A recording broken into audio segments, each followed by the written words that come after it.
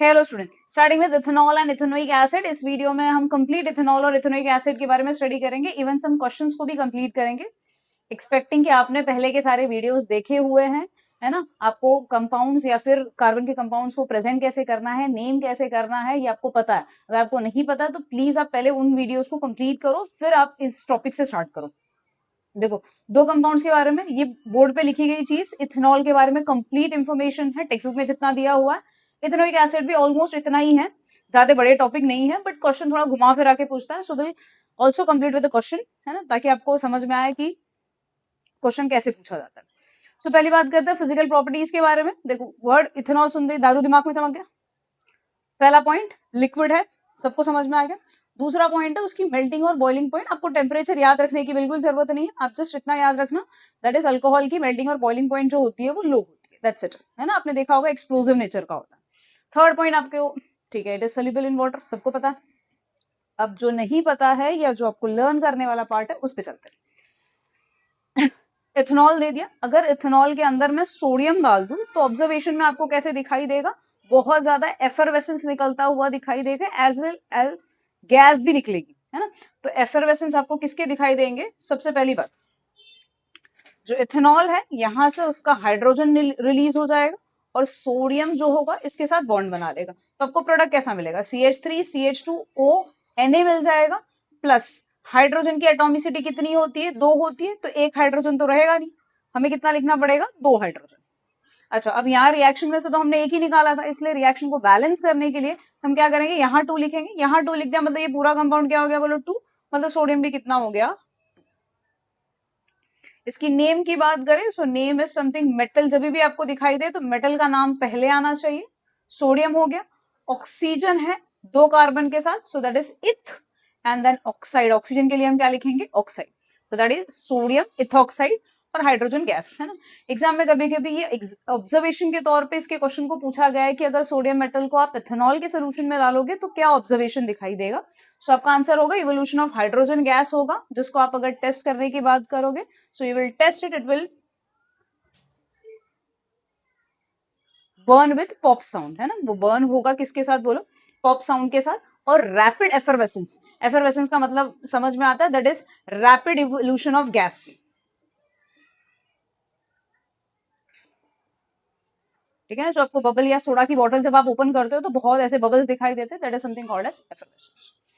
चलते हैं next, dehydration reaction में, है ना। अगर मैं इथेनॉल के अंदर सल्फ्यूरिक एसिड को डाल दूं, सल्फ्यूरिक एसिड को डालने के बाद होगा क्या, अच्छा, सल्फ्यूरिक एसिड सुनते ही आपके दिमाग में चमकना चाहिए, it act as a strong dehydrating agent. अच्छा, इसके बहुत सारे रोल हैं, लेकिन हम सिर्फ इसे एज ए डिहाइड्रेटिंग एजेंट के तौर पे यहाँ पे स्टडी कर रहे हैं, है ना। तो एग्जाम में कभी पूछ सकता है कि what is the role of concentrated sulphuric acid when it is treated with ethanol.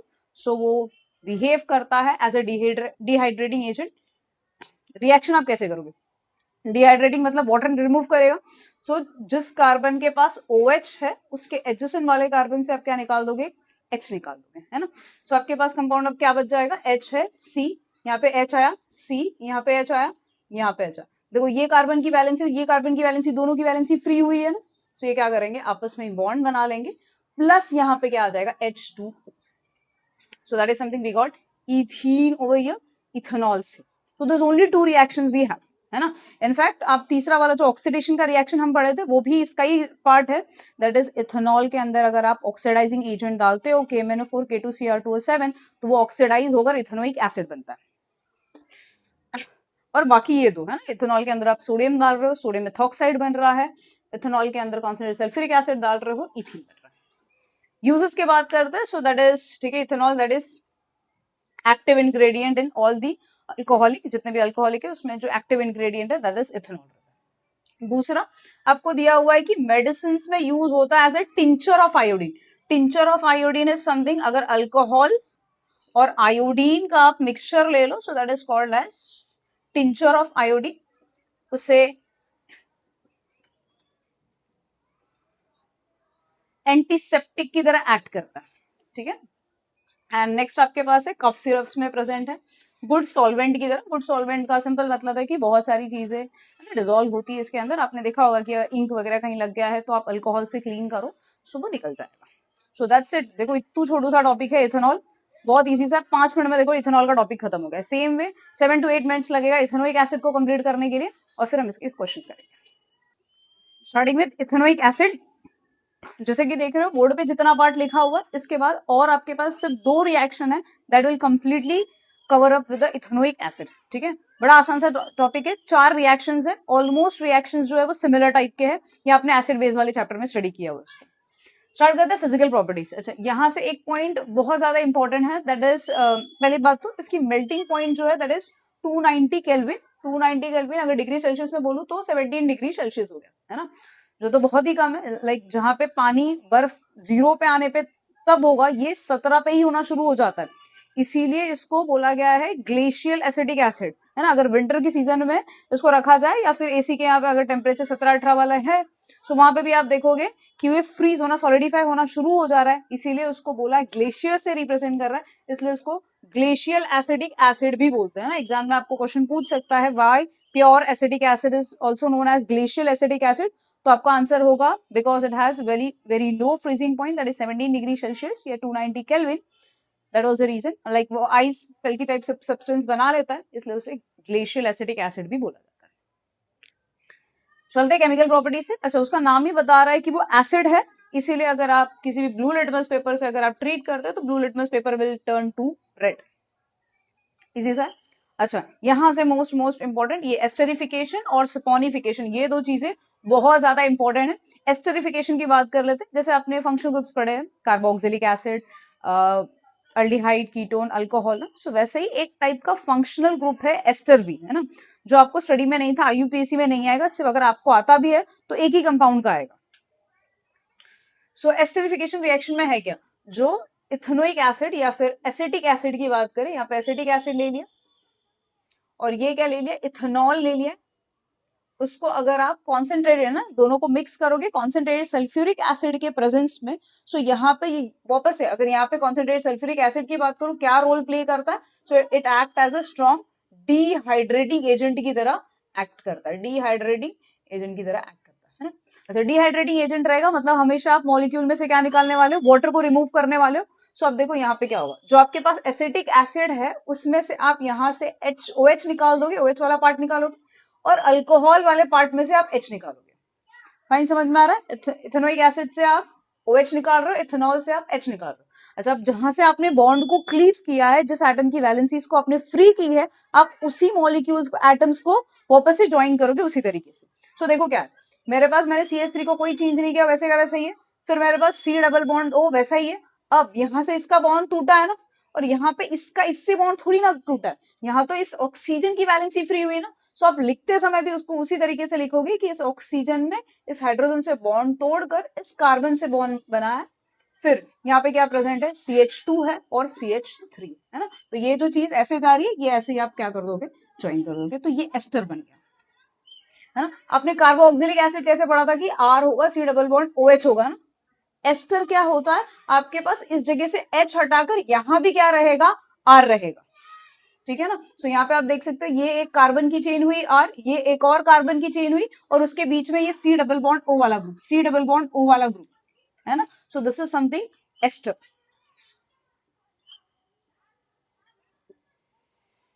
I think clear है एस्टर का प्रिपरेशन। एस्टर की बात करें, so it is used in making perfumes, perfume बनाने में, और एज अ फ्लेवरिंग एजेंट के तौर पे यूज होता है।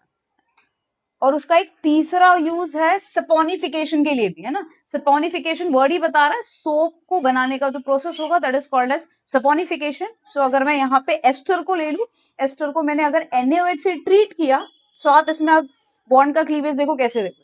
अगर आपको सपोनिफिकेशन का डेफिनेशन पूछता है, सो दैट इज एस्टर जो आपने ऊपर बनाया हुआ था, उसको अगर आप NaOH के प्रेजेंस में ट्रीट करते हो, सो आपको जो अल्कोहल आपने यूज किया था ना, वो आपको वापस मिल जाएगा। सो देखो रिएक्शन में कैसे जाएगा, अल्कोहल बनाने के लिए यहां से पहली बात, ये जो CH2 CH3 वाला ग्रुप है और OH वाला ग्रुप है, ये जुड़ जाएंगे, और आपके पास क्या आ जाएगा यहाँ पे, CH3 C double bond O, यहाँ पे क्या आ जाएगा बोलो, O और फिर ये Na वाला ग्रुप यहां जुड़ जाएगा। सो आप चाहो तो इसे प्लस और माइनस करके भी इंडिकेट कर सकते हो। प्लस आपके पास क्या आ जाएगा, CH3 CH2 OH वाला ग्रुप आ जाएगा। आई थिंक आपको समझ में आया है। अच्छा, इस कंपाउंड के नाम की बात करूं, अगर मेरे पास यहाँ पे Na ना होकर H होता, so I would have written it as a acetic acid. So इसीलिए नेम इसका क्या होगा, सोडियम एसिटिक एसिड ना होकर एसीटेट होगा, है ना। जब भी आपको मेटल दिखाई दे तो आप मेटल का नाम पहले लिखोगे, सो दैट इज सोडियम एसीटेट। और इथेनॉल जो ऊपर फॉर्म हुआ था वो रिकवर हो चुका है। बात करते हैं हमने क्या दो इंपॉर्टेंट रिएक्शन की बात की है इसमें, एक एस्टरिफिकेशन है, दूसरा सपोनिफिकेशन है। एस्टरिफिकेशन वर्ड ही बता रहा है एस्टर बनाने का प्रोसेस। आपके पास जो इथेनोइक एसिड है और इथेनॉल है, उन दोनों को आप ऐड करोगे कॉन्सेंट्रेट। अच्छा, यहाँ पे आपको याद रखना है कि जो आप एरो यूज कर रहे हो वो रिवर्सिबल वाला यूज करोगे। कॉन्सेंट्रेट सल्फ्यूरिक एसिड के प्रेजेंस में ये यहाँ से वाटर रिमूव हो जाएगा।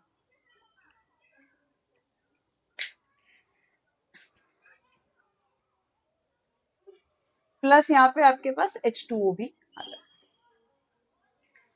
एस्टर के यूजेस की बात करें, परफ्यूम्स में या फ्लेवरिंग एजेंट के तौर पे प्रेजेंट होता। सपोनिफिकेशन की बात करते हैं, ठीक है।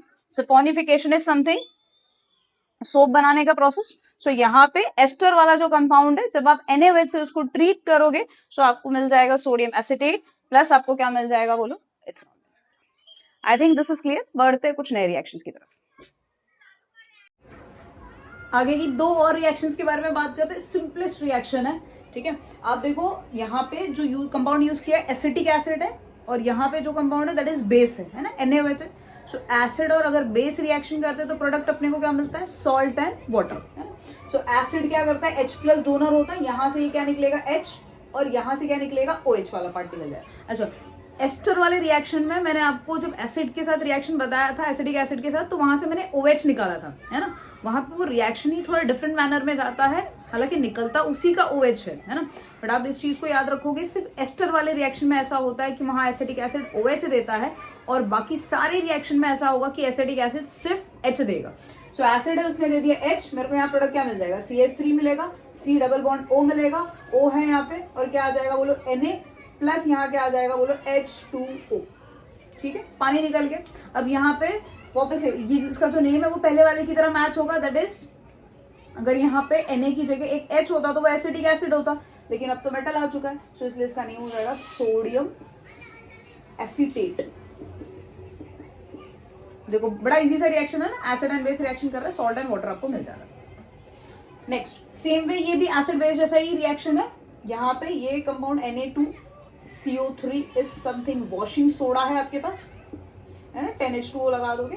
NaHCO3 is something baking soda, है ना। तो कभी आपको क्वेश्चन में ऐसा भी पूछ सकता है कि give a reaction where acidic acid is reacted with baking soda, है ना।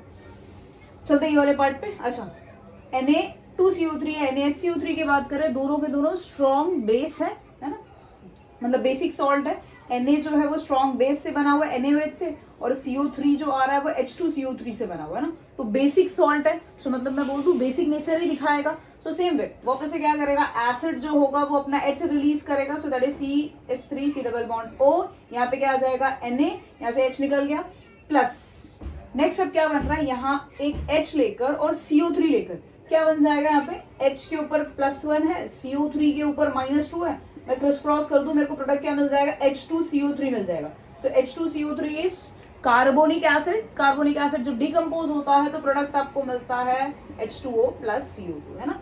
जब भी आपको रिएक्शन में कार्बोनिक एसिड सल्फ्यूरस एसिड बने तो आप हमेशा उसे डिकम्पोज करके ही प्रोडक्ट लिखोगे H2O + CO2, H2O + SO2, क्योंकि वो स्टेबल होते नहीं है।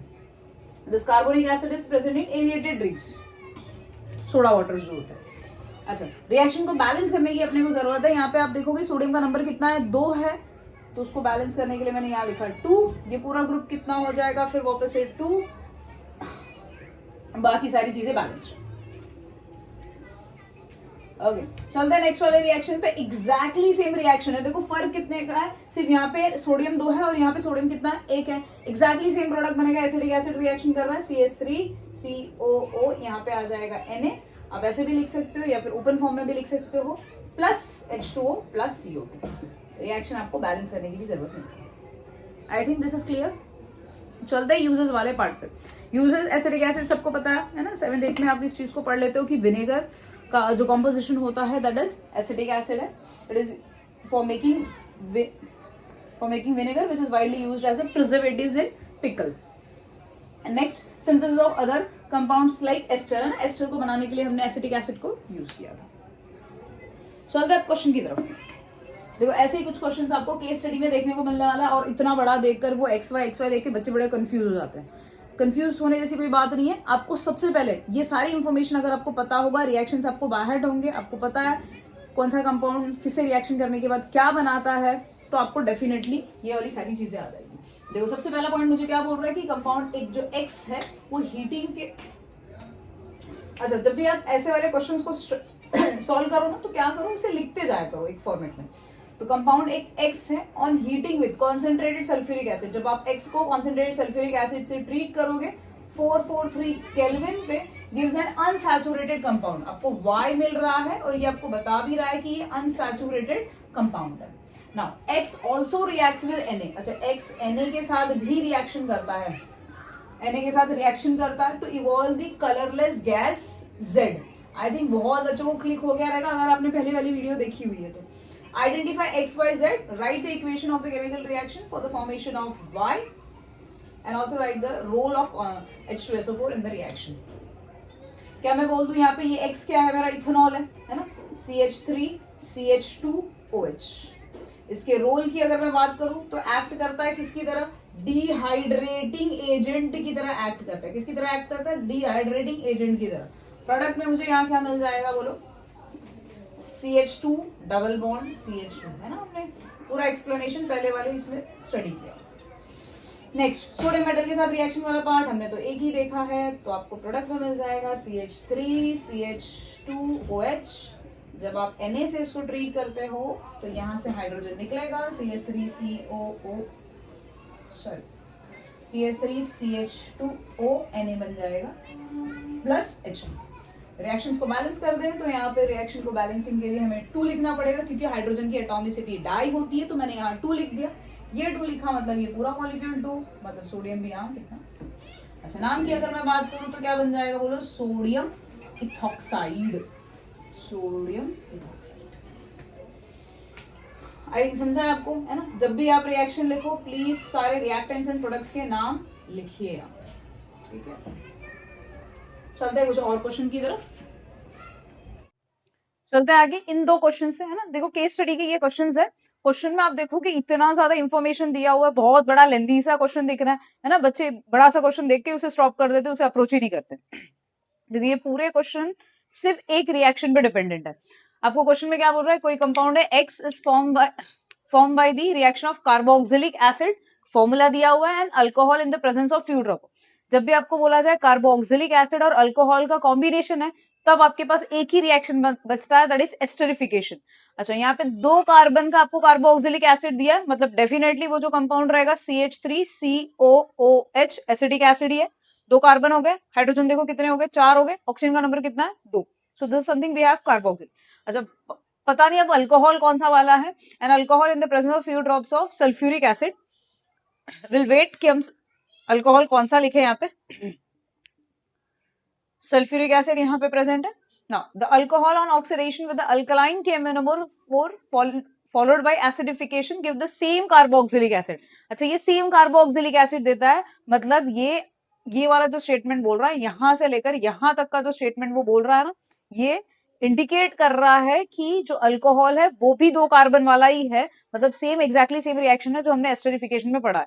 सो आपके पास अल्कोहल जो हो जाता है CH3 होता है, CH2 है, OH है, रिएक्शन कर रहे हैं, कार्बोक्सिलिक एसिड का यहाँ से OH वाला ग्रुप जा रहा है, अल्कोहल से यहाँ से H जा रहा है, प्रोडक्ट में आपको मिल जाएगा CH3COOCH2 CH3 plus H2।